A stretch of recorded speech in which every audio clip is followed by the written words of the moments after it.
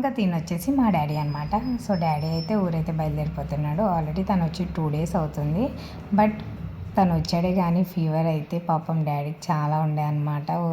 ఇంకా ఉండు రెస్ట్ తీసుకో అన్నాను. బట్ లేదు డ్యూటీ ఉంది అని అయితే వెళ్ళిపోయాడు. అమ్మ కానీ డాడీ కానీ ఎప్పుడు వచ్చినా ఒక 2 days కంటే ఎక్కువ ఉండరు. ఇంకా డాడీ వెళ్ళిపోతున్నాడని వాళ్ళకైతే బాక్స్ కట్టేశాను. అమ్మకి డాడీకి నేను వండిన చికెన్ అంటే చాలా ఇష్టం. ఇంకా బగారా చికెన్ అయితే బాక్స్ కట్టే ఇంటికి వెళ్తే అమ్మ కూడా తింటుందని.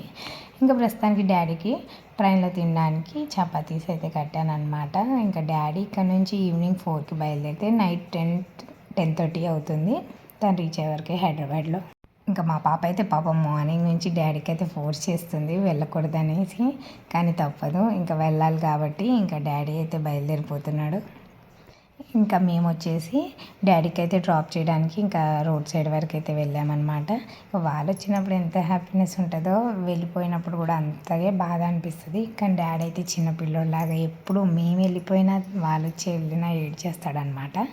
ఇంకా మేమైతే బస్ కోసం వెయిట్ చేస్తున్నాం. డాడీ ఇక్కడ నుంచి బస్కి వెళ్ళి అక్కడ ట్రైన్ అయితే ఎక్కుతాడనమాట.